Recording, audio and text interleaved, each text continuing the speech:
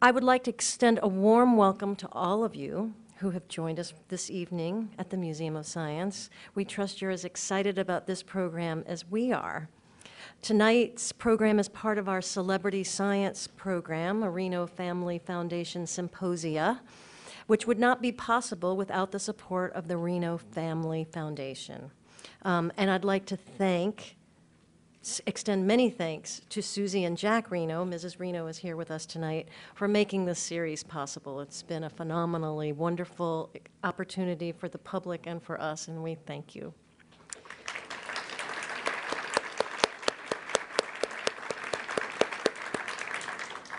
We would also like to heartily thank our friends at Harvard Pilgrim Healthcare, who are supporting tonight's program in particular as part of the museum's ongoing Let's Talk About Food initiative.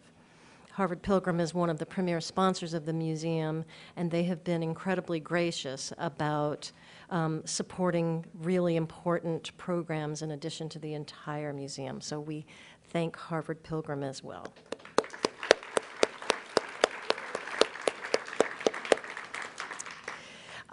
Launched earlier this fall, in fact, on Columbus Day weekend, we began a new initiative called Let's Talk About Food. It's a long-term commitment that the museum has made to bring attention to the many issues surrounding our food system, from nutrition and environment to food safety and food access, from a global perspective and from the perspective of your own kitchen table. Food is an essential part of everyone's lives, all living beings. And the choices that we make have incredible impact not only on us as individuals, but on the whole planet. We believe that the objective voice of the Museum of Science is the perfect place for housing and hosting and leading discussions on this very important and universal topic. So we hope you will join us over the next few years as we delve into different areas of the food issues. Tonight, we have a very special guest to help us launch this initiative, and we are thrilled to welcome Mark Bittman to the Museum of Science.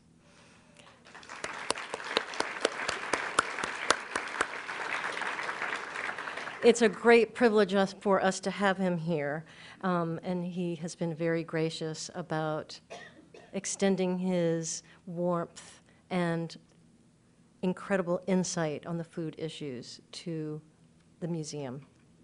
Mark has, as many of you know, Mark has forged a reputation for addressing major food issues in a very straightforward and practical fashion.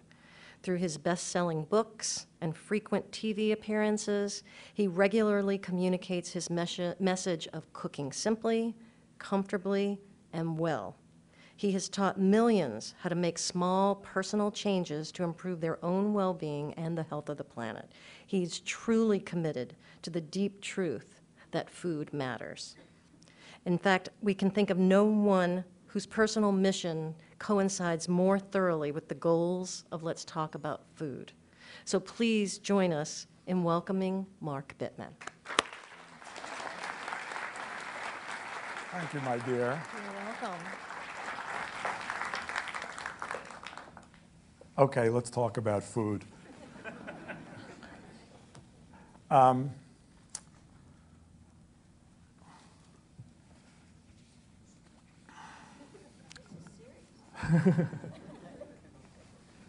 Well, there's so many different places to begin.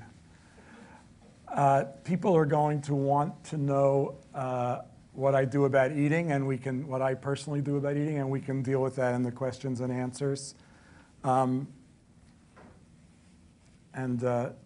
People are going to want to know many other things, but we're leaving a lot of time for questions and answers. I just got an email that said, Obama's not getting it done. You have to be more passionate than ever. So here we go, the passionate version. A little preface. This is a serious talk, but it gets It gets a little more optimistic towards the end, but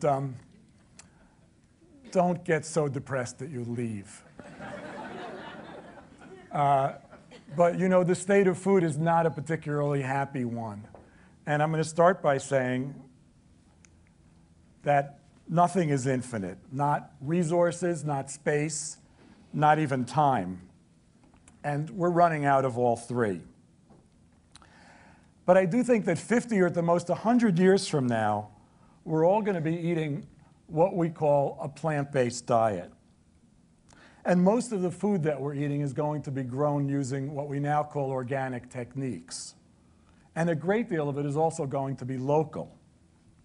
Now, this sounds like a good thing, and it might well be. But it's the choices that we make now that are going to determine whether the earth looks like a garden or sort of a Soylent Green nightmare, whether there are billions of us thriving in peace, or whether we're fighting over scraps. The choices that we make are both personal and societal, or you might say political, and we need action on both. When we talk about the food movement, we're generally talking about people who value a system in which consumers and workers and land and even animals come before corporate profits. These kinds of people might be omnivores, vegetarians, vegans, whatever. But there's also movement in our individual lives. There's what you might call your personal food policy. We can move our own diets in the right direction towards a plant-based diet, day by day, month by month. I'm here to say, keep moving. Just as you might not exercise every day, you might not fully engage your personal food policy every day. But as long as you're moving in the right direction, that's what matters. We all make value judgments. You might believe that, you probably do believe that conserving energy and recycling are better than buying a Hummer and leaving your house with the lights on all day. You might value doing more exercise as opposed to less. Or you might believe that eating less industrially produced meat, less processed food, less crap, versus eating a diet as Americans have been taught to eat for the last 50 years is the way to go. In each of these cases, there's a direction. There's a spectrum. And you choose to move toward one end of it. Veganism, that is, eating no animal-based products, is one end of a spectrum. Now, I see no reason to encourage people to become vegans. I see no reason to discourage people from becoming vegans, but I am not one who says we need to eat only plants. But I do see millions of reasons for us to all move in that direction, to eat fewer animal products, to eat more plants. This is what my latest book, Food Matters Cookbook, is about, and that's the last time I mention that, maybe. Okay, so we have two movements, a personal and a political. You know, and I actually learned that the personal was political when I was living here in like 1973, so takes me back. They rely on one another. But they're both, in this case, they're both value-driven. The so-called food system which we have now is profit-driven. And here's where it's gotten us. Hundreds of billions of dollars, maybe $1 trillion, have been spent on selling us on the wrong choices. Another trillion, approximately, has been spent subsidizing food that's fed to industrially produced animals or turned into junk food. Only a quarter of us eat vegetables 3 times a day. Half of us are obese or overweight. 5% of us eat a salad as a main course at restaurants. And the number of us eating any salad at all in the course of a day has declined by 25% in the last 15 years. Maybe 10% of our calories come from unprocessed fruit and vegetables. 1 in 4 meals contains an unprocessed vegetable. And if you take the lettuce off of that hamburger, that number goes down. When I was young, life was better for many Americans. Now, much of this was unfair or illusory, or both. Few people of color lived what we thought of as the American dream, and many women were in roles not unlike that of domestic servants. Much of our wealth came at the expense of others, and when you think about it, it always does, and in the long run, it was coming at the expense of our children. Yet few of us have ever known a meal without the availability of an incredible array of unrealistically inexpensive food. The bill's coming due.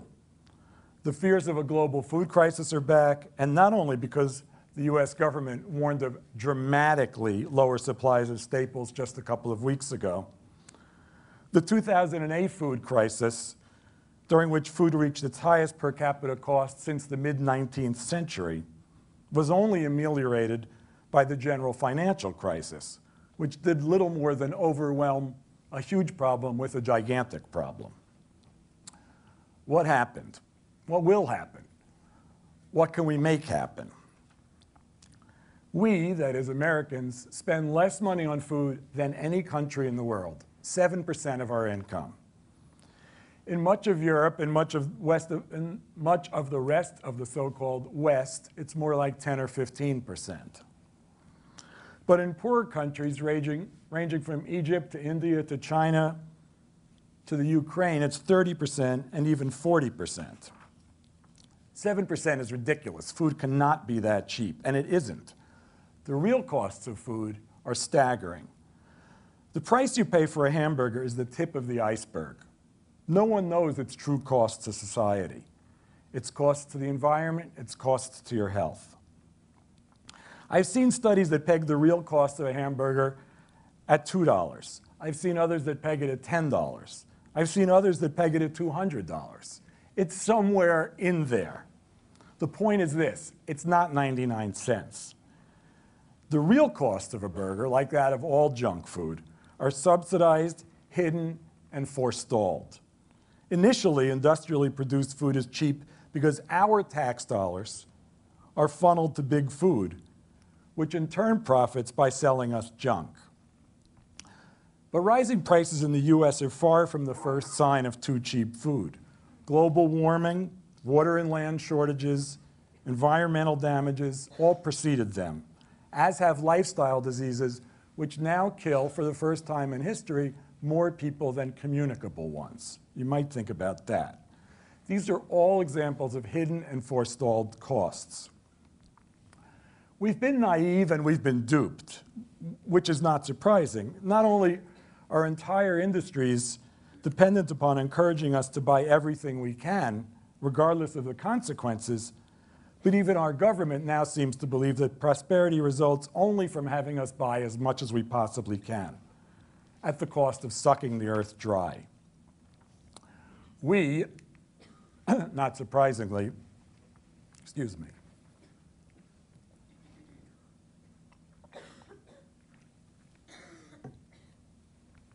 we have led the way, we have led the charge in the American way of life. America is the world's most environmentally damaging country. Our per capita emissions are 3 times as high as they are in Denmark. Now for some statistic that you all know, but I think piled on top of one another, they have some impact. We make up 4% of the world's population. We use 25% of its energy. We produce 25% of its carbon dioxide emissions, which is more than China, India, and Japan combined. Our record in food is just about as bad. Again, we still make up 4% of the population. We eat between 18 and 22% of the world's meat. Our death-defying diet features an underconsumption of unprocessed plants and an overconsumption of industrially produced livestock, processed food in general, and junk food in particular. We can no longer sustain an American-style diet, yet Harry Balzer, who's the guru of food market research in the United States, says, there's nothing you can say that will get people to eat more veggies. I think he's wrong. I hope he's wrong. As I've said, we've been subjected to a nearly $1 trillion propaganda campaign encouraging us to consume things that are bad for us. What we need are salads. What we need is rice and beans. But what we also need is help. We need help because our lifestyle and our diet is an important part of it, is strangling the planet. Our diet is killing us individually. But let's talk about global issues first. Our way of life may remain enviable to the peasant-turned-factory worker who sees a world of clothes dryers, of one automobile per person, of more than one television and telephone per person, of supermarkets where a pound of meat costs what the average American earns in minutes, but for which others have to work half a day. But if the American lifestyle is unsustainable now, and it is, imagine what would happen if it spreads. The Chinese don't need to eat more like us. We need to eat more like the Chinese. Let's back up for a minute and define sustainability. What's sustainability? Sustainability is the capacity to endure. Our personal sustainability, yours and mine, our own capacity to endure, has always been determined by accident, by age, by disease, by violence. Now, however, and incredibly, it's threatened not only by our lifestyles and by whatever our personal destiny is, but incredibly by the Earth's own capacity to endure. Some more numbers. Food output is growing at 10% the rate it once did. And that's largely because multinationals mine every resource on Earth: water, land, nutrients, all forms of energy, fish and other animals, as if resources were limited, as if they were still in the 50s. They're still making profits, and the rest of us are suffering. Global borders are breaking down, of course. The weather's getting more extreme, population is growing, production is slowing, resources are dwindling. Why are resources dwindling? Well, one answer is meat. For example, the average calorie of food takes a liter of water to produce, but it takes 10 times as much water to produce a calorie of meat as it does a calorie of grain, and about 15 times as much to produce a calorie of meat as it does a calorie of most fruits and vegetables. The water needed to produce more meat does not exist, yet global meat consumption is projected to double in the next 30 years. The story with land is similar. The average earthling requires 4.4 acres of land and sea to meet his or her needs. The average American, 22.2 acres. Why? Same reason. It takes 10 times as much land to produce meat as it does to produce plants. The same is true of fertilizer. We use more than can be regenerated. The same is true of forests, of wild animals, of just about every natural resource you can name. Now, when the amount of resources we use exceeds the amount that the Earth can regenerate, the amount that's sustainable, that's called overshoot. Our current overshoot is about 40%. This means it takes the Earth around 17 months to regenerate what we consume in a year. At the current rate of growth, overshoot's going to be 100% by 2050, which means we'd need 2 planets worth of resources to meet our demands. By the way, if everybody consumed like Americans, we'd need 4 planets. By assuming unlimited supplies, by acting as if our actions have no consequences, we've become part of a chain of events that has the potential to become the Earth's 6th mass extinction. Okay, maybe extinction's too abstract to worry about. Let's go to part 2, our health. We can think about that. Our diet is something we can actually address. And we know that if we eat more plants and less of everything else, we'll probably live longer and healthier lives, and we'll certainly have a smaller ecological footprint. We don't need agriculture on Mars. We don't need nuclear fusion. We don't even need a new mass transit system to begin to eat less meat and junk. And that's a change that'll help solve problems of health and the environment and the economy and even to some extent war, or at least global conflict. We don't, after all, need animal products or white bread or Coke. No one is born craving Skittles or Whoppers. The demand for these things is driven by marketing and by industry-friendly government. It's important, I think, to recognize that if we can make the government our friend instead of their friend, we'll find it easier to make progress.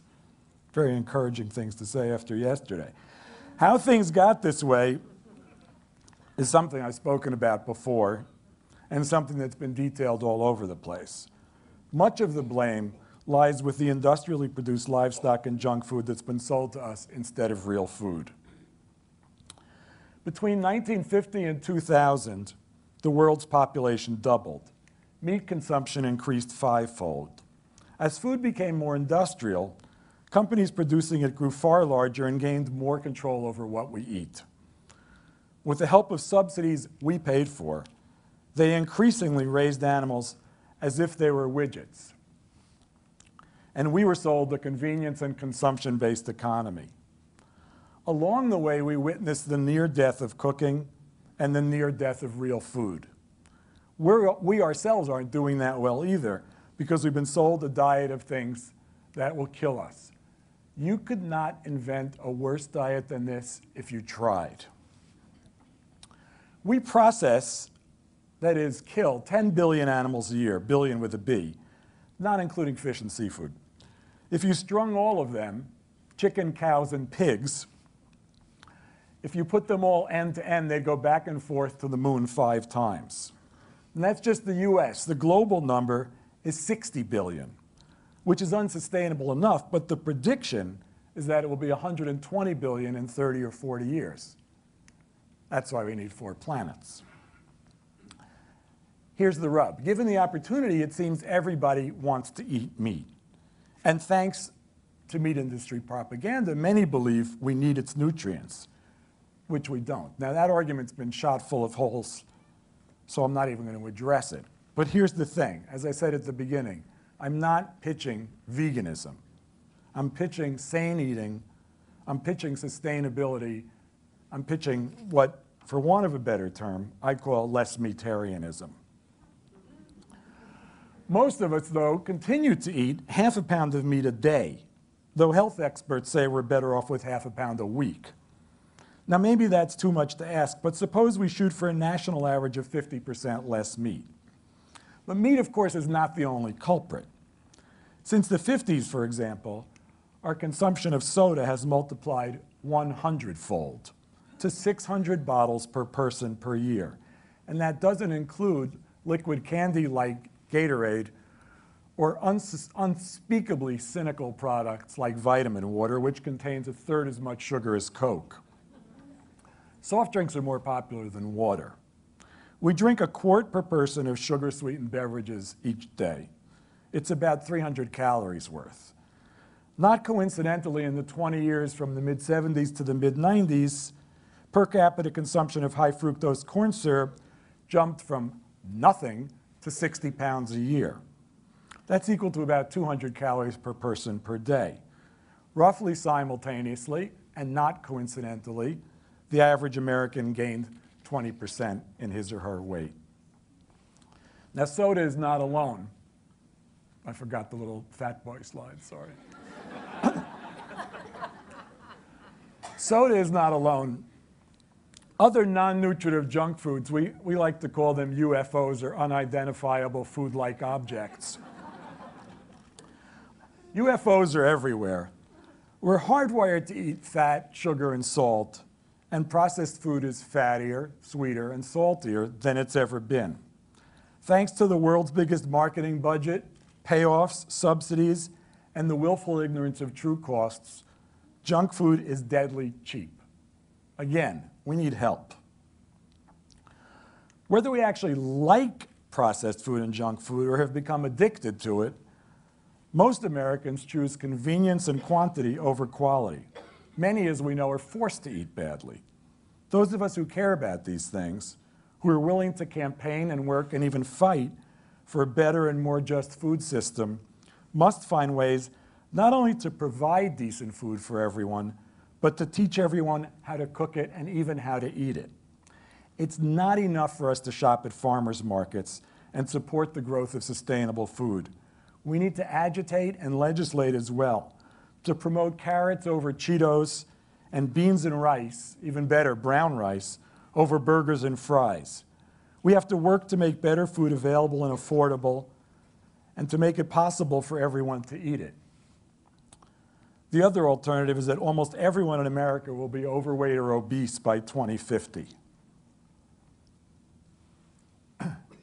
Maybe our diet is inexorable.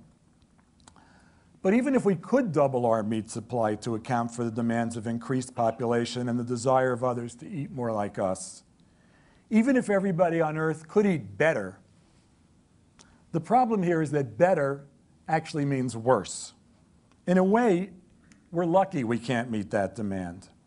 The obesity rate in China right now is about 5%, but it's growing. This is the Bittman bell curve of bad behavior. It's my attempt at economics, and I've been roundly trashed by several friends who are actually economists. But it's okay. On the top of the chart, we have good behavior, represented by bicycles and broccoli. Neither of them is essential, but they're good symbols. And on the bottom, we have bad behavior, represented by Hummers and steaks. This, by the way, if you want to know how fast you're getting old, try using a laser pointer and holding it steady. Man, it's just like shocking. This is my theory of what the American pattern of bad behavior has been. We have moved away from eating good things and acting sustainably and responsibly toward the nadir of civilization from this point of view. I like to think we're about here, that things are starting to get better.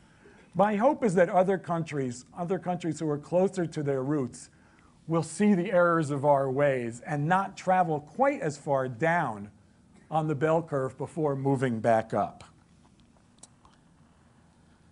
Now, how do we get out of this mess? Well, some people think we get out of this mess by eating organic food, but that's only part of the answer. We need large-scale production, but we need it to become sustainable, and organic techniques can help us do that.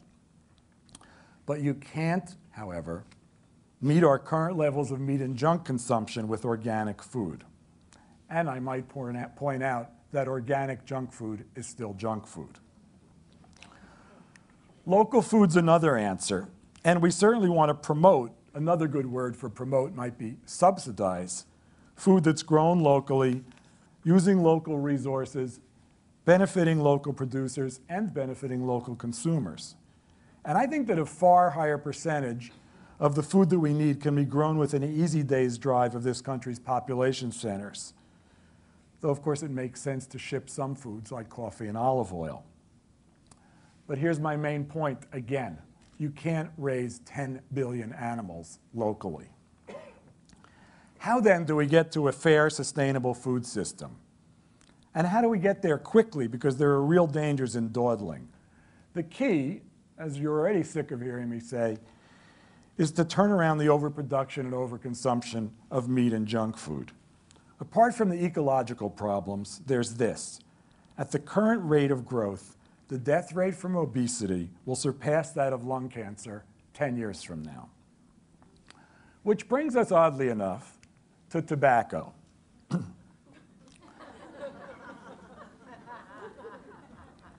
There are tens of millions fewer American smokers than there would have been without anti-smoking campaigns. If we were only that successful in cutting overconsumption of meat and junk, we'd probably save tens of millions of lives in 21st century America alone. Perhaps even more important, we'd set an example for the rest of the world to follow. But as usual in my life, I'm speaking, well, not as usual, I'm speaking in Boston, and as usual, I'm preaching to the choir. How do we reach the congregation? What makes things change? Like it or not, we will reduce our meat intake. We'll have to. But most people haven't done so. Some might. If a close relative gets fat, gets diabetes, has a heart attack, drops dead, That person's spouse will probably change their diet. That person's neighbor will not. Some people might be convinced by talk. If you reject whale meat, why would you eat other unsustainable food? You avoid saturated fat. Why not avoid antibiotics, sugar, high fructose corn syrup? You changed your light bulbs. Why not eat a freaking salad?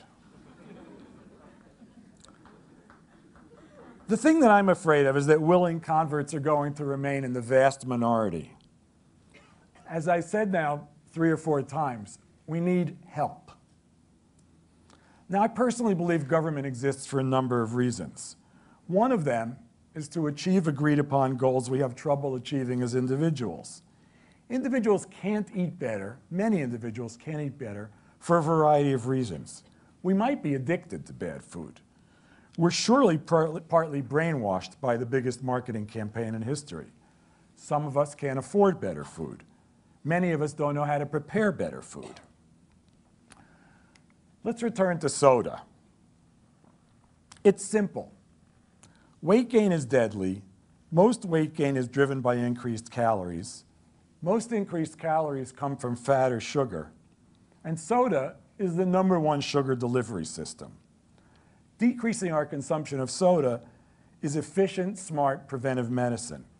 It can also fund progress on some of the other issues I've been mentioning. Is there justification? Well, please. As cigarettes are nicotine delivery systems, soda is a sugar delivery system, legally marketed and sold without restriction to children, given to them by their parents, dispensed in schools. Yet it's a public health menace that contributes to more deaths than AIDS, the flu, murders, or car accidents. In addition to both soda and cigarettes being harmful, wasteful, and worse than useless, they command marketing budgets in the hundreds of millions of dollars. And they're enormously profitable. Coke made nearly $7 billion in 2009. That's profits. Philip Morris, a pathetic $6 billion. We subsidize those profits. To those who want to reduce government involvement in our lives, I say, fine. Let's start by reducing the use of taxpayer money to boost corporate earnings. Now, at least cigarettes are regulated. But a tall 5-year-old can stick $1 in a Coke machine and receive a jolt of caffeine and sugar equivalent to a cup of coffee with 9 teaspoons of sugar. And if it's a 20-ounce soda, 17 teaspoons. I believe that the soda tax, along with subsidizing people, not corporations, is among the most important and achievable legislative steps we can be pushing for right now. It's the thin end of the wedge. Its momentum could become unstoppable. And since the long-term goal is hardly a Big Mac, large fries, and a bottle of water, I think we have to go further. I think we have to move to a junk food tax, a cheeseburger tax, a processed food tax. I think that doing this could raise hundreds of billions of dollars annually while discouraging the consumption of bad food and encouraging the consumption of good. I don't see anything wrong with this. I know it's not easy. I know no one has yet succeeded in passing a soda tax, let alone a junk food tax. But let's not give up yet. These are new concepts. Some people think we're going to get big food to cooperate, and we might get big food to cooperate eventually. But right now, big food is the enemy of anyone who cares about good eating. Though big food says that it understands that there's a problem and that it wants to tackle it by creating smaller portion size, by reducing fat and sugar content, by combating world hunger, it basically acts like the tobacco industry. It hires experts to back up specious claims. It maintains it isn't marketing to children when it is. It endorses bad science. It funds front groups. It lobbies like mad. It claims that new products are safer and better. But what does it really do? It tries to sell you and everybody else around the world McDonald's and Fruit Loops. It pushes self-responsibility campaigns. Here's a self-responsibility campaign. In order to drink less soda, you should drink less soda. But meanwhile, we're going to try to sell you more soda. And if you happen to drink more soda and you get sick, that's tough luck. To me, this sounds like someone holding your head underwater while telling you not to drown. Big Food also claims it's improving the nutritional quality of foods advertised to children, though their healthy food often involves sticking a chemical nutrient in junk, not photoshopped, real picture. Healthy processed food, as we know, is an oxymoron.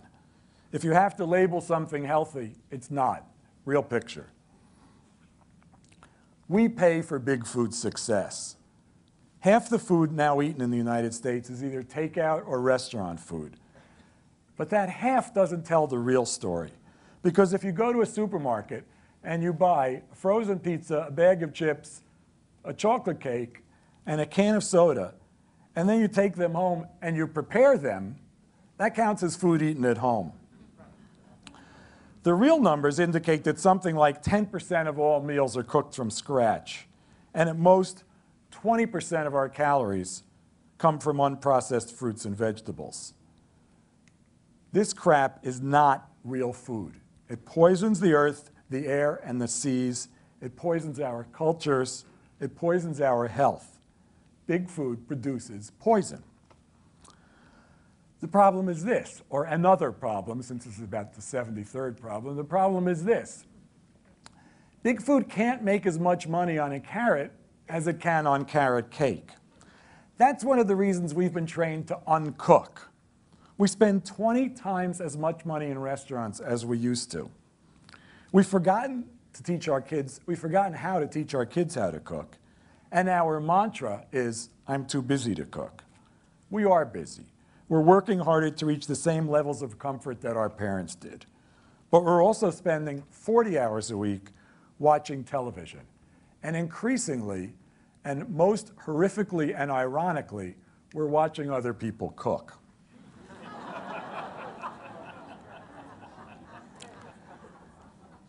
I'm here to tell you that cooking is not a spectator sport. Big Food claims to stand for choice, which is supposedly, well, it is, all-American. But in an arena where most choices are destructive, we need fewer choices, not more. And for every one of us screaming, eat plants, not junk, we have hundreds of millions of dollars shouting, have it your way. This is not choice. Look at this picture. This is the illusion of choice. This system needs flipping, and we need help to flip it. We need to act. We need to treat farmers like the all-important people that they are. We need to subsidize real food, not junk food. We need to pay what food really costs. We need to reward sustainability. We need to improve education about our stewardship of the earth and our stewardship of each other.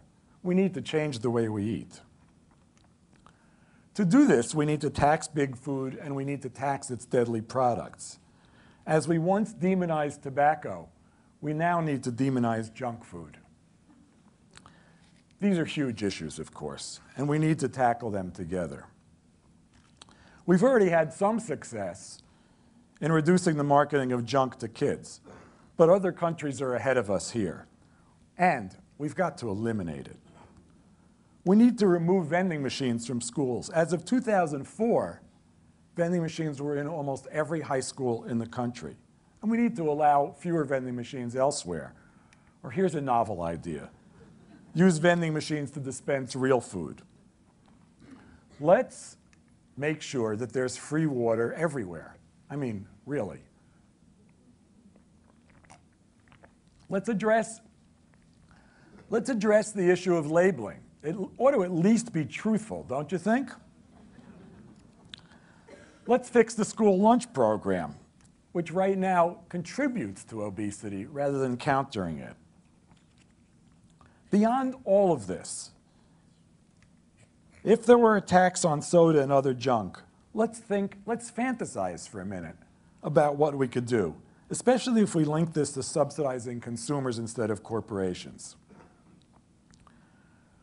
We can actually provide incentives for people to eat better and disincentives for them to eat worse. We could take care of food deserts by giving tax breaks to retailers who sell real food. We could enable the working poor to eat better by giving them tax breaks when they buy real food. We can give them breaks on their health care premiums too. We can, in general, tax UFOs and subsidize real food. Chocolate chip cookies, $2. Apples, a dime. A Coke, $4. Maybe we subsidize the sale of carrot juice. We could create jobs for cooks, a new kind of CCC, the Civilian Cooking Corps. We teach unemployed people how to cook. They then have two jobs. They go out and teach other people how to cook, or if you're truly unable to cook for yourself, you're infirm, you're ill, you're working 14 hours a day and you have kids at home, the CCC will help you cook. If you have time to cook and you don't know how, the CCC will teach you.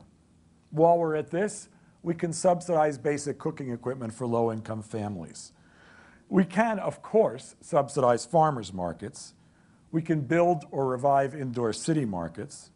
We can, and we should, encourage a direct sale by farmers, fishermen, even hunters. In short, we can subsidize traditional agriculture instead of industrial agriculture. I think about all of this, and I think that maybe, just maybe, societies that are closer to their roots than we are would be encouraged by these actions. Maybe, as I demonstrated quite convincingly, I'm sure with my bell curve, they don't travel too far down our path. Maybe we're leaders in a new worldwide movement. I feel a little like a silly idealist. But we can act like a real society, an organization for mutual benefit, or we can act like the individuals. In a way, I hope we do both. But even if we can't get a measly soda tax passed, and remember, it came close in 3 cities this year, even if we can't eliminate corporate subsidies, even if we can't even fix school lunches, even if we can't help poor people eat well, then we as individuals can at least move towards a plant-heavy diet. We can become nearly vegan. We can become nearly vegan. We can begin to eat like people of earlier generations, and we can avoid eating like real Americans. We can move from getting 10% of our calories from fresh fruits and vegetables to getting 90%. I believe, as I'm betting most of you do, that our moral responsibilities go beyond our families. We have an obligation to move from a consumer-driven society, from a profit-driven society, to one in which we assume responsibility for determining how to help other people to think sustainably, how to help them to shop and cook, how to help them to eat in a way that was once taken for granted, sanely and in tune with tradition and with the planet's resources. We need to figure out how to pay for all of this. The right wing will say that we're after a transfer of wealth from rich to poor. But in the last 20 years, we've seen the biggest transfer of wealth to the rich in the history of the world, and the financial crisis was evidence of that. If we're able to eliminate subsidies to big food and to begin to subsidize real food for the people who need it, that would be a significant step in rectifying that. The movement starts with us personally, but it's also up to us to use our privilege and our intelligence to work towards a bigger movement, one that spreads to more people, one that forces our government to ally with us to counter the work of corporations driven strictly by profits. We have to attend to work that is driven by sound, smart, sane, sustainable values. Here's how I started this talk, and here's how I'm going to end it. 50, or at the most 100 years from now, we're all going to be eating a largely plant-based diet. If we want that to happen in a peaceful, sustainable, life-giving way, we're going to have to fight in order to make the right choices now. Thank you.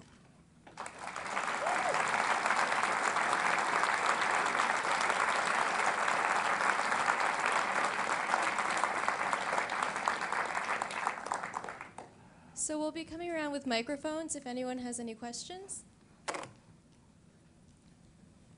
Someone will. Right over here. Okay. Could you give an example of, or several examples, please, of subsidies to big food?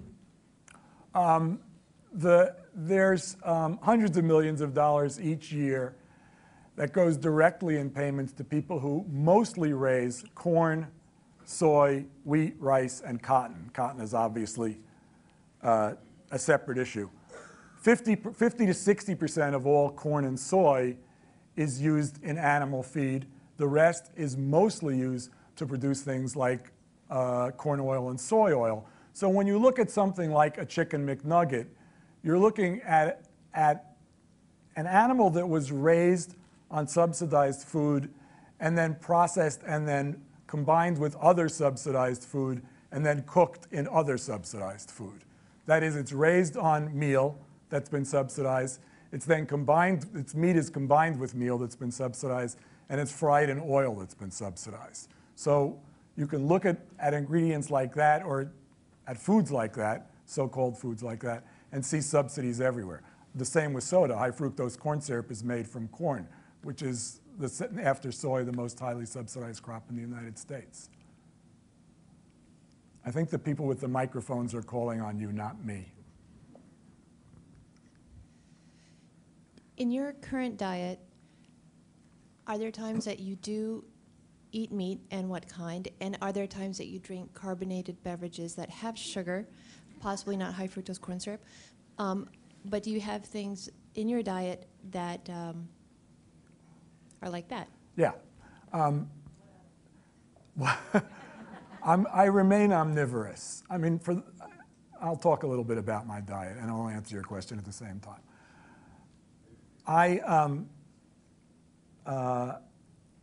I've believed all this stuff for a while, but I have personal issues for eating the way I do also, which many middle-aged people do, which is that I have been through weighing 15% more than I ought to, and having cholesterol that's 20% higher than it should be, and blood sugar that's on the wrong side of 3 or 6 or whatever the magic number is, and having a few other related diseases. And I went to a doctor a few years ago who I've known for a long time and quite adore, and he said, "You should be a vegan." And I said, "That's not happening." And he said, "Well, you're a smart guy, figure something out."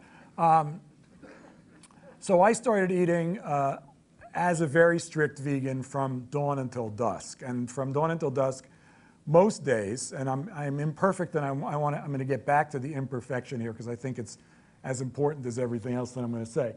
Most days I eat whole grains, fresh fruits and vegetables, legumes, nuts and seeds from morning until night. I don't even eat white bread or white rice and stuff like that. Other days I'll get back to. And then at night I eat what I want. And I found over the years that I eat what I want in generally more moderate quantities than I used to. And I also have found that there are days when I'm completely vegan. The last couple of days were like that as it happens. But I've been doing this 4 years, so it's sort of fallen into a more natural and less rule-driven pattern. So there are days when I have a hamburger and a Diet Coke. I mean, I don't really drink regular Coke for lunch, but or I might have bacon and eggs for breakfast. I mean, this is rare, but this happens. But I want to just talk about that for a second because it goes back to the very beginning of what I was saying, which is that there's a current, there's a movement. At this end of the spectrum is the slide, the couple of slides of typical American diets. At this end of the spectrum is veganism. I feel like no matter where you are on this spectrum, the desirable direction is this one. This is the desirable movement. And as I said at the beginning, I see no reason to actually reach this goal. I see no reason to not reach it, but I'm not pushing reaching this goal. We all know that the journey is more important than the path, than the goal anyway. So at this end of the spectrum is a plant-based diet. If you're moving in that direction, and whether you're moving at a rate of 1% a day or 10% a day, you're moving in the right direction.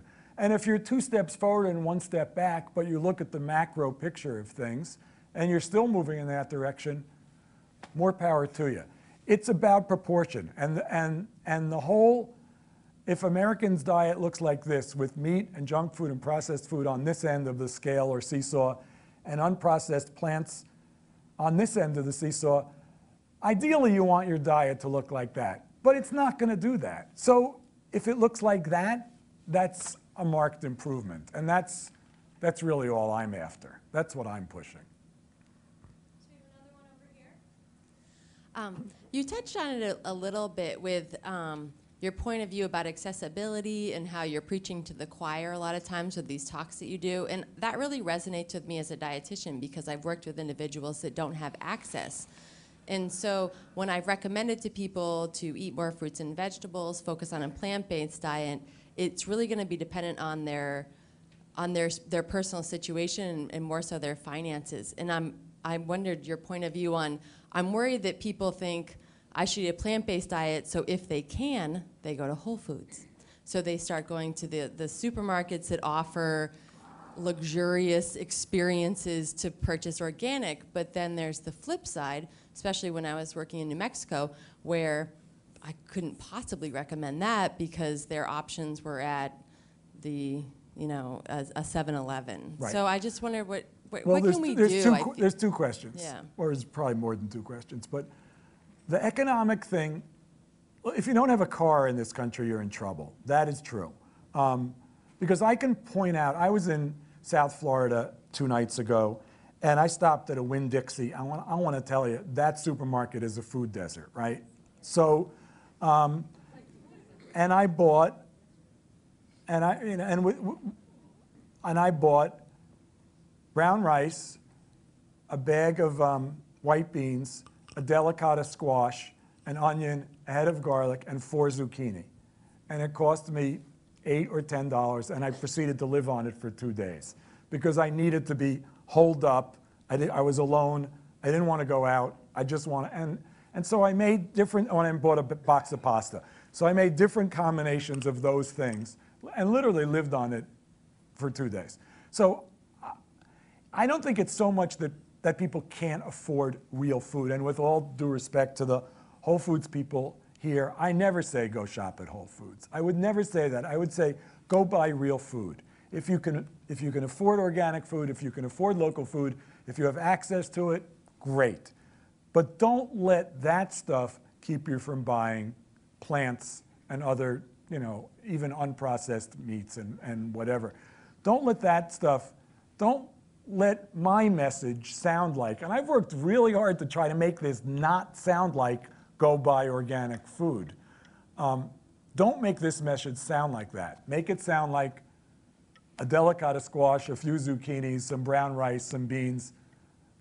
That's what you want. The transportation problem is a huge issue. And that's why I think, a civilian cooking corps is obviously a fantasy, but it might be less of a fantasy than saying, okay, we're going to build good supermarkets in every neighborhood in the country within walking distance of people because, as you know, in the West, you could be 20 miles from a supermarket. Hi. I was wondering about removing subsidies versus adding taxes. And I was curious, if you removed all the subsidies from the corn and the soy, would that be adequate to push up the price enough to make people choose a salad over a Twix bar? Or do you also need the tax? Or is it just it's easier to add a tax than to eliminate a subsidy? I said I wasn't an economist. So, it's a great question, and I'd love to have the opportunity to grapple with the answer, but I don't know that it's knowable. Certainly, if subsidies were eliminated, meat would cost a lot more, especially beef, would cost a lot more, and therefore consumption would decline. And the hope is that there's a better quality of meat that costs even more, and more people are buying grass-fed beef or sustainably raised, not just beef, but other meat also, but buying less of it. So if we were to eat, no one's going to eat it. Very few people in the United States of any generation alive now is going to eat half a pound of meat a week. It's not going to be a majority of the population. But if we see the numbers of meat consumption declining and we see the quality going up, that's both going in the right direction. You mentioned the soda tax was attempted in 3 cities. Could you tell us more about that? New York, Philadelphia, and San Francisco. And the soda lobby came out like mad and lobbied against it, and the mayors were all in favor of it in all 3 cities, and the city councils in all 3 cities voted it down. It's pretty simple. But not without a fight, and given that it was really the first time on these ballots, or at least the first time it was considered, you know, I look at it, I'd like to see, it's going to pass somewhere. Gavin Newsom is going to get it passed in San Francisco, or Bloomberg's going to get it passed in New York. And I think it's going to be at that point like legalized gambling. Like other cities are going to say, hey, they made $20 million last year on that stupid soda tax. We could do that. We could use $20 million or $50 million, whatever the number is. So why don't we do that? And then that's why I say it's the thin end of the wedge. I really do think that it will snowball and that people will then say, well, soda, you know, soda's pretty bad, but what about this other stuff over here? What about things that have no natural ingredients whatsoever? What about the snack mix they gave me on the plane the other day that was in a package this big, and that package was almost not big enough to put the label on because there were so many ingredients in there? What about that? You mentioned having Diet Coke for lunch the other just now, which disappoints me because that's what I have for lunch when I'm home alone and nobody's watching me. But well, now we know. When you're not having the Diet Coke, what do you have? I mean, water's an easy answer, but like water with a little lemon in it, or what are the good choices? You could have water with a little lemon in it. I'm usually too lazy. I have water and coffee, lots of coffee. Coffee is good, healthy stuff, isn't it? So you didn't really talk much about the dairy industry, and I'm just interested in your views on where you think that is in the grand scheme of things, and also your thoughts on things like soy milk and almond milk. Well, I mean, those are fine alternatives for people who want them. The dairy industry question is a much bigger question, and you'll note, or you might have noted, that when I talk about this end of the spectrum, I'm talking about veganism, not vegetarianism. And that's because I largely think that vegetarianism is not a huge improvement on omnivorism. It's again about quantity. And the reasons that people become vegetarians are often, they're nice reasons, but they're not often justifiable. I'm trying to be as kind as I can here. Because if you look at the old Moosewood cookbook, which is sort of a classic vegetarian cookbook, what you're looking at is a book that says, let's not eat meat, but let's eat cheese and butter and cream instead. So I think that from a personal health perspective, I don't think that kind of vegetarianism really does anybody any good. From a kindness to animal or environmental perspective, I don't think it does any good either. And, you know, I try to avoid being graphic because I don't think it's necessary to gross people out in these discussions. But if you're willing to eat eggs, but you're not willing to eat chickens, then I have to ask you, what do you think happens to male chicks? Because what happens to male chicks is they go into paper shredders, or chick shredders, really. And if you drink milk but you won't eat meat, you have to think about what happens to male calves, which for the most part are killed also. So it's not that I think that dairy is bad. I think that dairy is closer to, that's why I say animal products. Dairy has much more in common with meat than it does with plants. So if you're looking at things as a spectrum, dairy's over here with meat, and plants are over here. And it's clear I'm not a vegan, right? There's another question over here. Hi. First, thank you for coming this evening and chatting with us. we're trying to open a market on the North Shore in a city that has a very diverse socioeconomic residents. And our goal is to offer sustainable, local, real food. However, we want to be inviting and welcoming to the mothers who are supported by WIC. And yet, in order to be able to do that and accept those food stamps and such, we need to sell Fruit Loops. And you had a big red X over the Fruit Loops box. We don't want to sell that. However, we feel like it's an opportunity to invite them in and educate them about more sustainable options, bulk items, et cetera. What are your recommendations and how can we approach that? Well, I'm not going to trash you for selling Fruit Loops. I don't know what your resources are. My recommendation is you have someone sitting next to the Fruit Loops saying, "Did you ever try oatmeal with brown sugar on it?" It's a lot cheaper and it's really much better for you. Because, Fruit Loops are $6 a pound and oatmeal is 89 cents a pound. And a pound of oatmeal goes a lot farther than a pound of Fruit Loops. And a pound of oatmeal is a whole grain. And blah, blah, blah, blah, blah. So can you convince people, are we going to have to convince people one at a time? Maybe. I don't expect to be alive to see this revolution, so it's going to take a long time. I feel like I have a lot of information available to me on the realm of political action I can take, and I'm all over my own personal choices. I wonder if you could share with us what you have found to be most effective in terms of cultural advocacy, right? My neighbors don't eat the way I do. What have you found to be most successful in getting them to eat more like I do? It's a really good question because the fact is that I was just having this conversation with someone before the talk. I was thinking about how I just spent this 48 hours alone eating, just without thinking much about it and just eating really simply. And I wasn't proving a point. I was sort of being lazy and cheap and just not caring. And yet if someone had come over, rather than say, "Look how cool it is that I'm eating delicata squash mixed with zucchini with beans and rice for dinner," I would go make something more special. I would make something that I consider more special. So then I realized I'm trapped in the same sort of social scheme of things, of course, that everyone else is.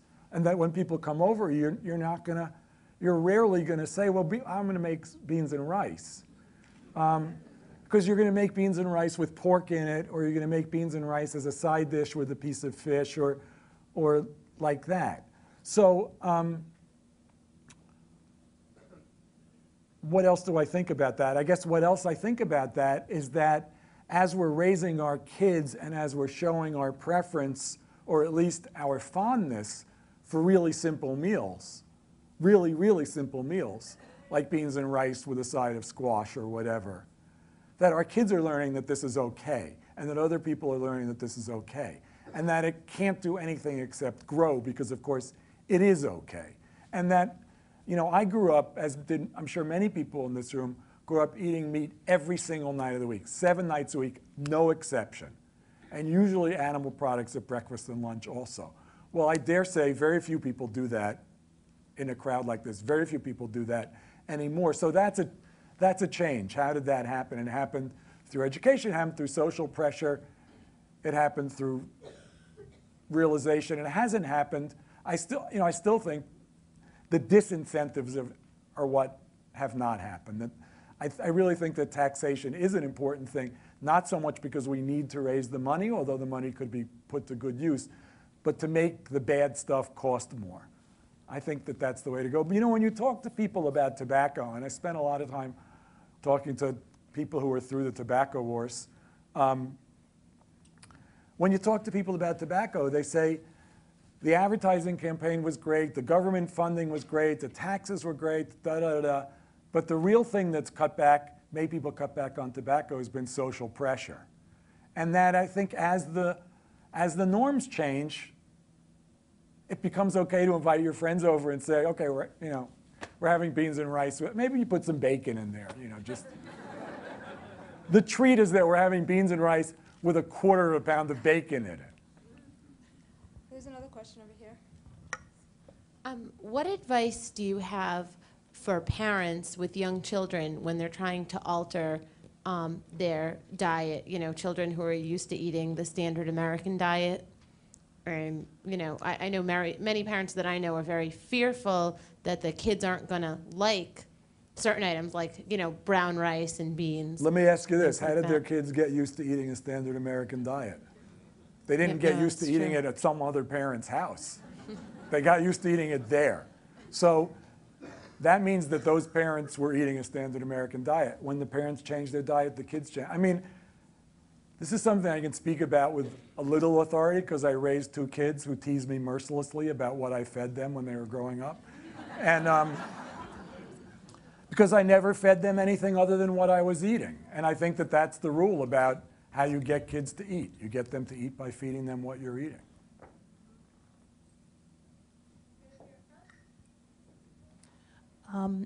About a year ago when you were on the Today Show, I watched you make a really great vegetable stew, and talking about changing the way you eat was very intriguing to me, and so we have in our household attempted to do that. But we have a big problem when it comes to lunch. And you know, the time crunch in the morning to try to pack something to take to an office really doesn't mean that you have enough time to kind of cook something. And when you're in an office environment, it really is frowned upon to be cooking something in the microwave too. So what we end up Especially if doing... you set the microwave on fire, as Yeah. I've done. Yeah. So, you know, we just end up with the ham and cheese sandwich, you know, and say, well, other than like peanut butter or egg salad or bringing a salad, you know, perhaps we're just singularly unimaginative when it comes to trying to be, you know, vegetarian at lunchtime, but we just find this to be hard to get out of that meat and cheese and a couple pieces of bread. Well, it's a common complaint, and I think there's a few strategies. But first, I would say don't beat up on yourself. That would be the first thing I would say. The second thing I would say is you can plan dinner to have leftovers for lunch, and you can't do that every night. I'm not saying this is a permanent solution, but maybe once or twice a week you can do that.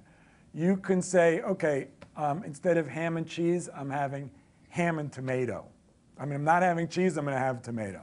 And maybe you feel a little warm, fuzzy feeling about that. I mean, it's not going to make a huge difference. I mean, what I do, you know, when I'm in New York, which seems like never right now, but when I'm in New York and I'm at the Times, I go to the cafeteria and I go to the salad bar, and I don't like it, but I do it. But the other thing I do, I would say once a week I wind up going to a supermarket or bringing stuff from home and wind up eating for lunch 2 pieces of fruit, 2 carrots, and 2 apples, or a handful of nuts, 2 bananas, and a bag of grapes, or something like that.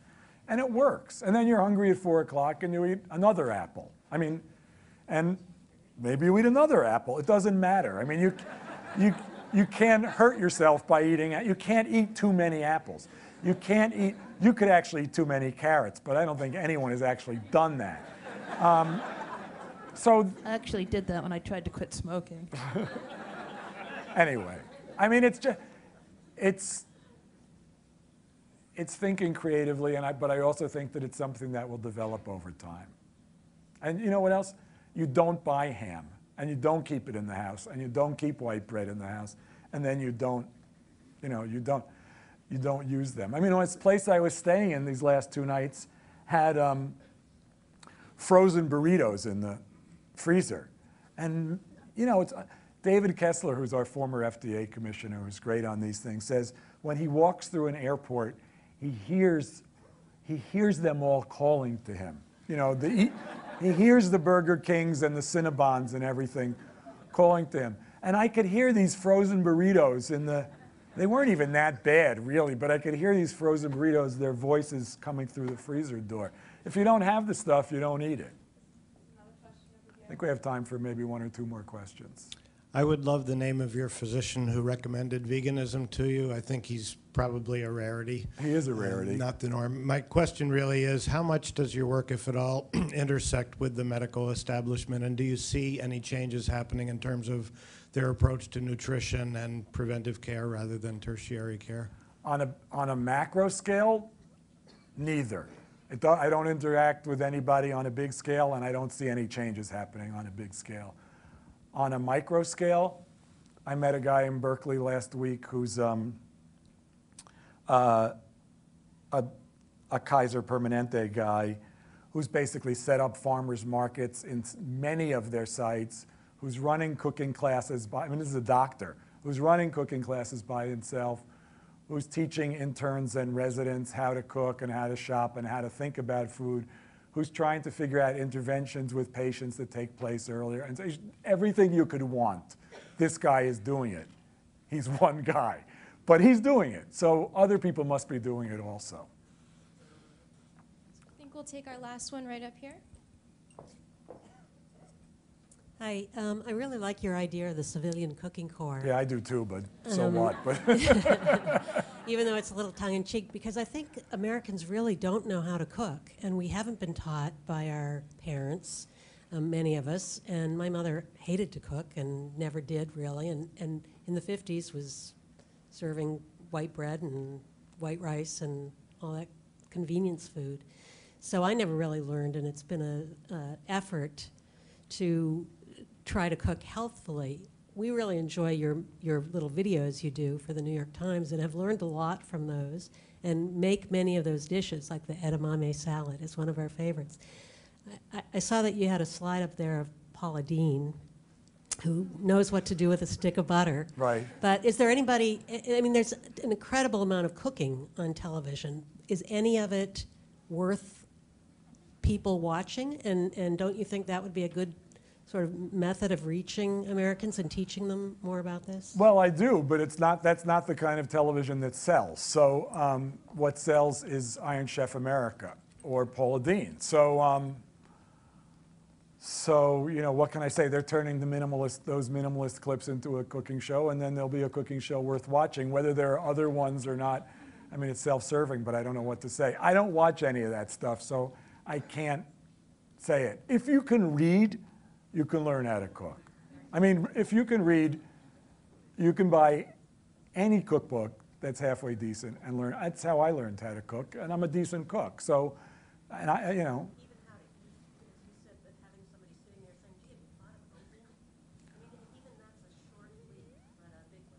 Well, you're describing what I do. So this is what I'm doing, is I'm trying to get people doing that. If there are things I ought to be doing that I'm not doing, I'm happy to hear them, but people don't tell me often that there are, so. Well, yeah, but there are other people doing this work. Anyway, are we done? I think so. My throat is done.